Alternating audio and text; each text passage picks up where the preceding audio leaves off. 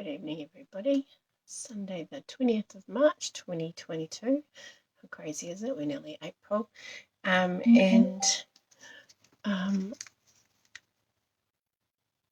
name is Kelley Farley. I'm an independent Stampin demonstrator from Papakura in Auckland, New Zealand. Just see how many people. Heidi's there. Thanks for popping in, Heidi. Someone else, but their little icon hasn't come up yet. Hope you're feeling better, Heidi. Let's try and get this video up as well so I can see who's there. I keep the sounds down, don't want feedback. So this is the card that we're doing tonight, and it opens out a bit like that. So it's kind of like a, I don't know what it's called really. Hi, Andrea. It's like a mix of all of them. Hi, Alison. It's a bit of a mix of some of all of them we've been doing. So it's kind of like the gatefold, how you have that flip there, but then you've got the peek through thing as well. Hi, Angela. So yeah, so that's I've got little bits coming off from my die cut. That's not great. So that's our card for tonight, and I've used the I knew I was gonna forget that. The beauty of friendship is the stamp set that goes with it. So it's beauty of something else. Oh, that's good, Heidi. I'm glad you're back to school on Tuesday. Don't rush back the way. Take your time, says the person who wanted to rush back to school. But believe me. Hi, Sue. You are better off making sure that you are 100% better before you go back, because it's hard work if you're not 100, but you won't obviously be 100 straight away. Beauty of, I'm going to have a look at it, because it's some lovely paper with some really lovely autumn, no, I've got no words tonight, beauty of the earth. So I'll bring it over.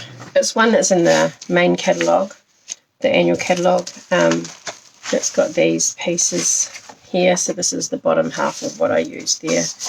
You've got those, and then some. I've used it before. It's got a nice wood grain kind of pack. So this will be retiring at the end of. Hi Lisa. Hi Glennis. So the new catalogue comes out the 2nd of May, so that's not too far away. Very soon the last chance list and retirement list for the annual catalogue will be coming out in about a week or so, and I'm guessing that this is on it. They don't very often carry over their designer series paper, but if you like those autumn tones, earthy kind of tones, then that's a nice pack to grab. So you need a piece of your card base is your standard card base. So you've got, I'm using, whoops, that wasn't very well orchestrated, Kelley. I'm using Bumblebee, which is one of the in colours, but it also coordinates with this designer series paper that I've got. This one here I use the Mary Merlot because it kind of was in there, and also, what was that blue? Misty Moonlight. So I've got a piece of Bumblebee.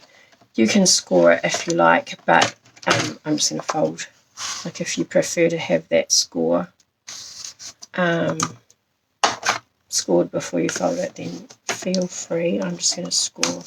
Now, so you're just making your standard base here. You can get a nice crisp edge. How's everyone doing? I hope everyone's doing all right. It's just started raining here, so Matt is hoping that it's going to last a while. Okay, so this piece here is slightly smaller than this, so if you were to layer it on top, it would give you that kind of a look. Alright, so it is 8 inches long, and it is 5.5 tall. I'm going to call it 5.5. So what you need to do is you need to score this. Now we're going to fold it. You could just fold it in half. When I did my first one, I folded and then folded back. But because it is 8, you can actually quite easily score that without trying to work out the little tiny inch bits in the middle. So that would be 2 inches. No, it's not, it's 4. You could do 2 first actually, but we'll start with 4 and make sure that that's cold, windy, rainy. Yeah, no, but isn't it good for the plants? Matt reckons it's good for the plants. So see, I always just get it slightly off when I do that. I don't know what I do wrong. So I'm going to line that up. And so you can score it 4, and then on 1/2 you need to score it 2 so that you get this part. But what I've done, which I'm going to do again because I'll probably mess it up and then it'll annoy me, is I'm going to pop it in there with the fold against the side of my trimmer, because it's nice and straight, and then just gently coax over. I'm using thick basic white, so it does need a little bit more coaxing, and then just bring that down like that. It doesn't matter which side you do. Oh, not your trees.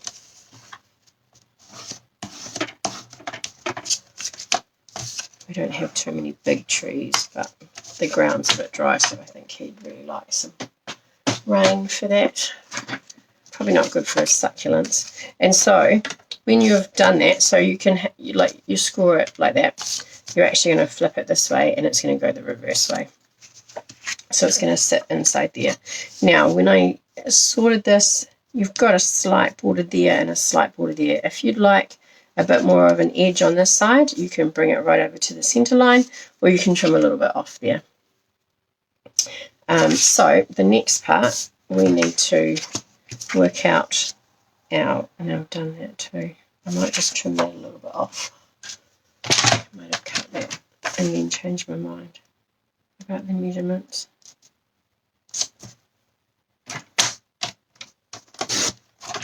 So that I've just cut to 5 5/8, I think. 5 5/8, I think. Anyway, I just want an even border around the edge. So what I'm going to do is we're going to use some layering dies. If you don't have layering dies, you can still do this. Just really, it's been really windy here, Angela, all day, and we've finally just got the rain. It's been trying to come for ages. So I've got some of the rectangles, stitched rectangle framelits, and I've got 3 out.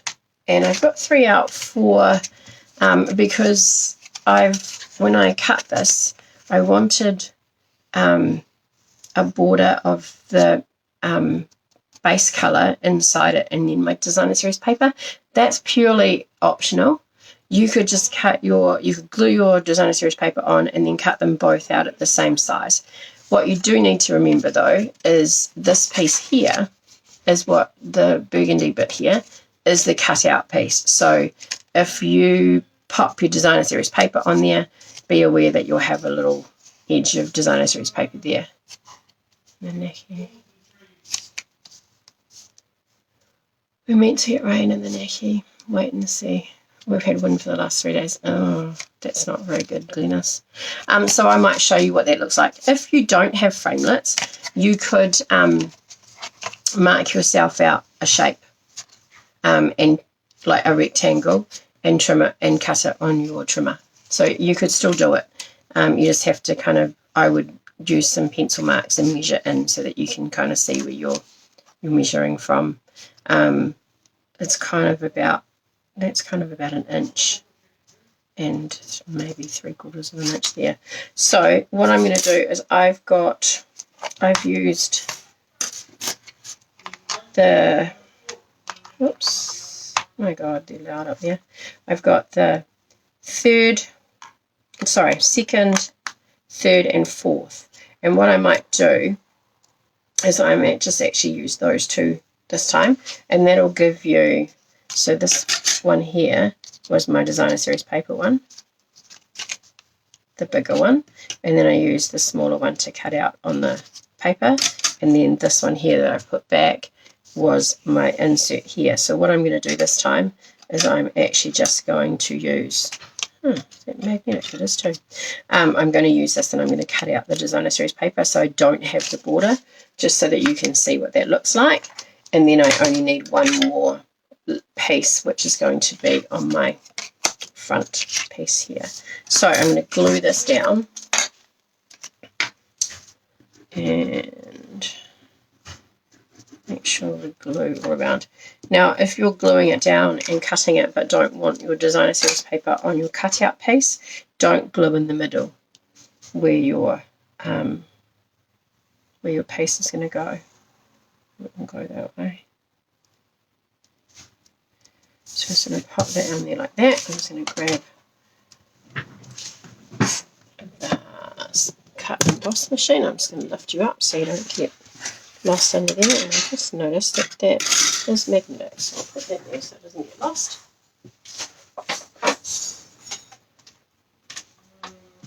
And because I need to put my card in through the long way, this way, it won't fit in the cut and emboss machine. Now I like to make sure that this is going to stay in place and pop some washi tape on. And I always, because when you pop it through the machine, it sticks down really well. So I just kind of just pop it on my hand. Hi Anita. Pop it on my hand, and then it takes away some of the stickiness. And pop that on there like that. And then I'm just going to pop this here. I can't really get it any closer to the camera. So what I'm going to do is I want to center it as close as I can. Just pop the tape on. Really hoping they get to sort out the magnetic plate soon, so we don't have to keep using washi tape. And stitch rectangles, if you've got them, are quite tough to get through, and that is because they have that double layer of stitching on them. While we're here, I will cut out this one too, which is our smaller one. So just using a piece of white scrap. Now if you have got the ability, put it on an angle and slide it through. And because it's not trying to, because it is not trying to get all of those blades all at once, it's actually a whole lot easier to get through there, and won't feel like you're cracking the machine. Alright, let me bring it down a little bit more. I can see. I had the magnetic plate. I had it for the Big Shot, and I had the one that Stampin' Up brought out, which I quite liked. But the problem with it was that after a few uses, it kind of bowed, so it didn't sit flat because it was more like a one of those healing mats. The self-healing mats, so it kind of pulled the material, if that makes sense. Actually, I've still got it open. No, I've done with it actually. I did still have it and used it every now and then. Yeah.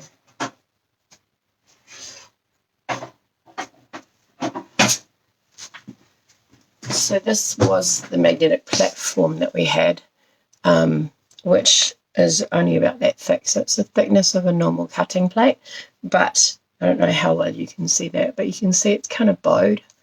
And after a few uses, so Stampin' Up weren't really happy with that as a product. They have very high standards in terms of quality control, so they removed it while they are trying to fix it, really. But it was great because it had the magnet all over the back, so you didn't have that same problem with the Big Shot one, that you, because it had magnets dotted through it, they would move about a bit. Oh, that's so cool, Sandra. I'm so glad. Oh, they'll be the best cuddles. They'll be the best cuddles. So yeah, that is the Stampin' Up one, which is no longer available. But yeah, I hope that they still are trying to sort it out, because I really like, I miss having the magnetic platform. But I have to say, with the new cut and emboss machine, I don't notice it as much. It seems to be a little bit more stable than what it was before. So I don't know. That's just my opinion. It's not you know, other people have, you know, they would really like it. All right, so I've left my designer series paper on there and I glued it. So I'm going to make sure that my paper is going in the same direction, because that would look a bit naff if I put it that way. It'd look like an upside down jigsaw puzzle. So this is going to be my label piece. I'm just going to pop that to the side with my card, and then this piece here is going to go on the inside. So what I'm going to do is I have got my stamps here. It's a little bit organised. So organised that I even put washi tape on my stamp pads and use them all. Alright, so I've gone with Bumblebee, Cajun Craze and Early Espresso, which are quite different colours for me. So and that's one of the nice things with designer series paper. It kind of makes you move outside your comfort zone a little bit. Alright, so I'm going to use the tree of the Beauty of Friendship stamp set. And I've got one of the little branches on the bottom. I'm actually going to stamp it on the inside here. My excuse the state of my Early Espresso. It actually needs to be re-inked, which I didn't get around to doing. So it is a little bit dull. Add two. Oh, I do. This one's a bit juicier. I do have two. Alright, so I'm going to pop this down here. Piece of scrap paper.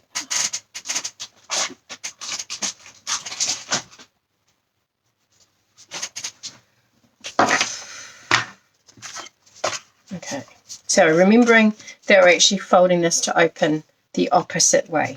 Alright, so we want the folded side on the right hand side, not on the left hand side. Alright, then I'm going to pop my tree down here. Actually, let's stamp off and then stamp here. Down the way. And then I'm going to use this part of my tree, and I'm going to do a little bit of rock and roll on it. Because when we do rock and roll is where you have the majority of the colour of the stamp set on it, and then you use a darker colour to go around, kind of do the edges. So I'm using the Bumblebee first because it's my lightest colour, and I just put my hand in it. Oh my god, Kelley.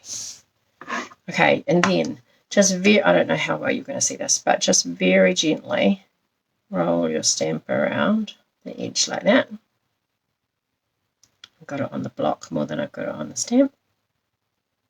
So another way of doing it, if you miss bits, is just kind of tap it in the corner.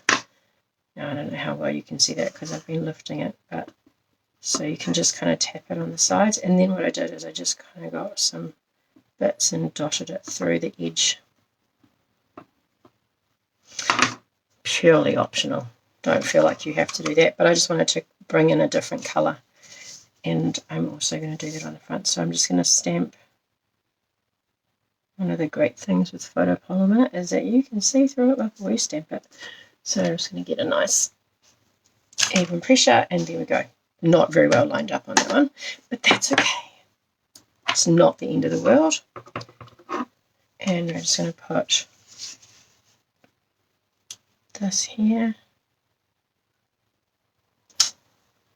Cajun Craze. So I'm just going to let that dry. And I'm going to bring in my piece here, which I'm also going to stamp the tree on. And I'm going to pop it over to the left hand side. Nice even pressure. And then let me clean this up a bit.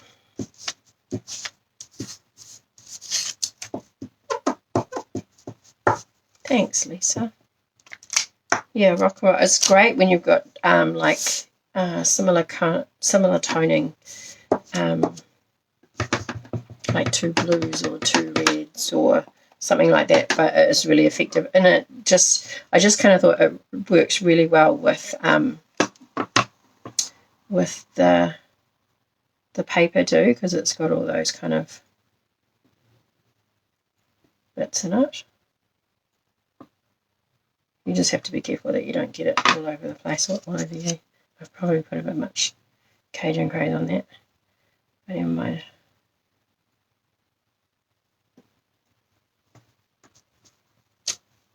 Okay, so close these.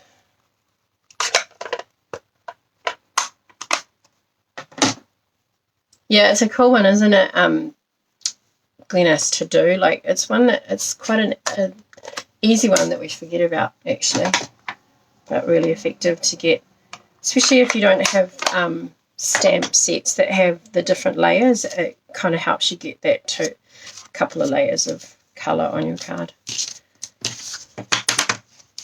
Really effective with sentiments and at Christmas time as well.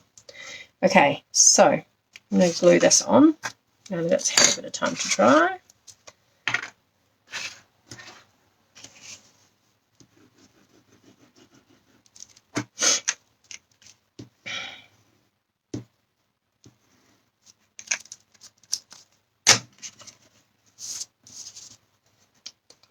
Okay, so if I close that, it'll be a bit easier to see it lined up.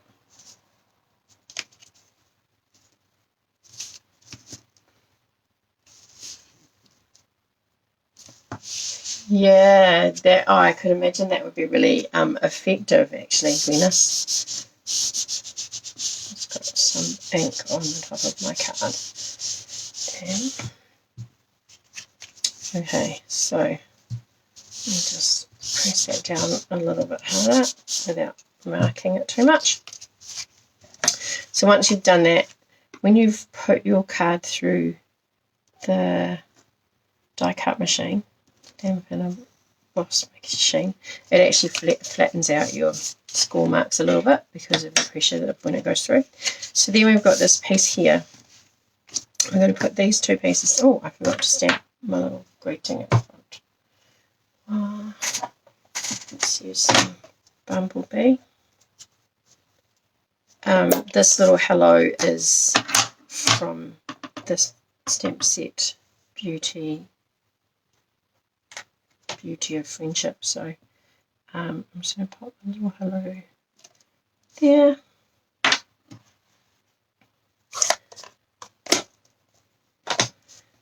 And then I'm going to glue this on.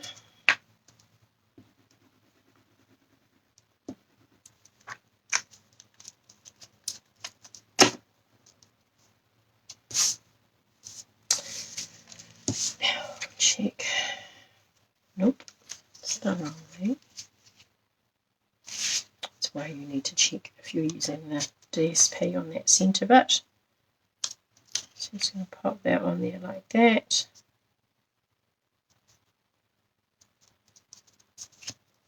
Stand out.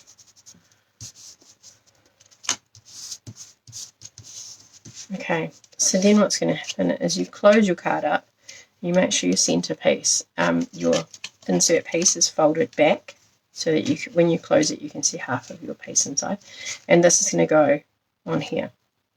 So I make sure that I put adhesive on the right place. When I pick it up, I flip it over and I want to put it on the left hand side, which when I flip it back will be the right hand side. And I'm using dimensionals just because it kind of gives a bit of a, it helps give it a little bit of a locking mechanism too, I found. So don't want it too close to the edge because you don't want it to get caught and stop the card from opening. And then now with 5 dimensionals, it's quite sticky. So then we just, I try to line it up on the far side and then bring it down and close it. So then you have it like that, and then when you open it, oops, it's got stuck under there. What did I do? There we go. So I put it in too well is what I did. So that's it closed, open it, and then open it and you get your little message on the inside. And that is our card. So that's one. I'll get rid of some stuff here. And this is the other one. So this one here is using the DSP cutout with your piece. And this piece here gives kind of like a double frame, really. And then so when you open it, you've got the frame. I don't know which one I like better, actually. Both. I kind of like that the paper's behind that, but then might need a slightly smaller layer just to give it, or use Bumblebee. Thanks, ladies. Yeah, so that is our card tonight. So I hope you have a go. I'd love to see what you make if you do have a go. Please feel free to share it with us all. And I will flip around the camera. Flip around the camera while I get the computer sorted out. So thank you very much, ladies, for joining me tonight. You like the left one with the border, Andrea? Yeah, it kind of makes the center piece stand out a little bit more. Maybe if I had used like maybe the Bumblebee as my, thank you, Mary, Bumblebee as my piece on the center to stamp might have made a difference. I don't know.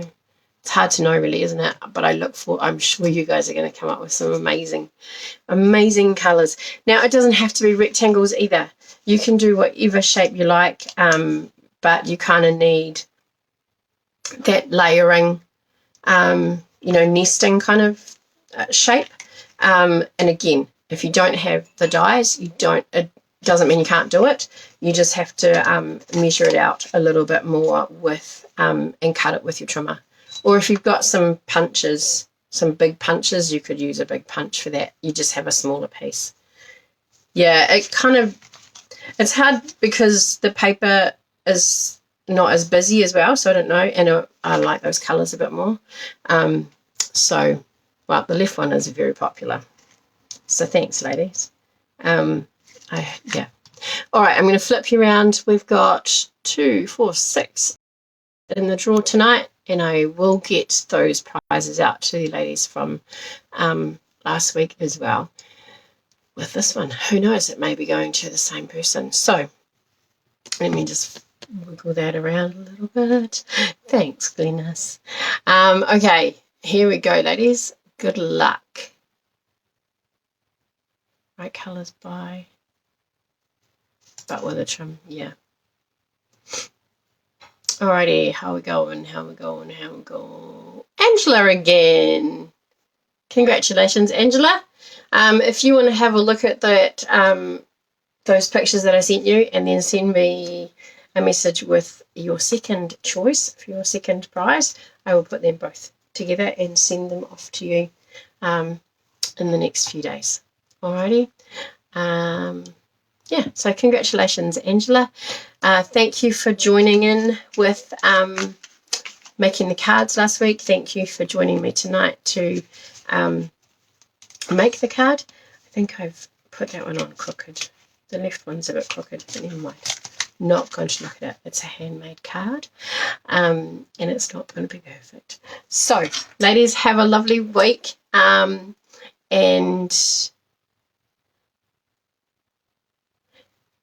no, that's fine, Angela. Unless you don't want to, I'm happy to redraw, but it's not a problem having two in a row. It's fine.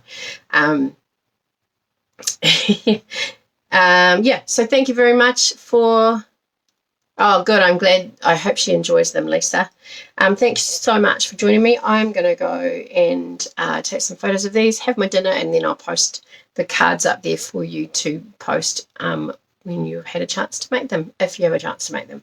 And I will see you. Yep, it's not a problem. I will see you on Wednesday. I might need to postpone Wednesday to Thursday, but yeah. Otherwise, I plan to see you Wednesday. my husband might have to work late, so I might have to take my daughter. So we might have to swap it to another day. But I will let you know on Wednesday. Alrighty, take care. Have a nice week. Bye for now.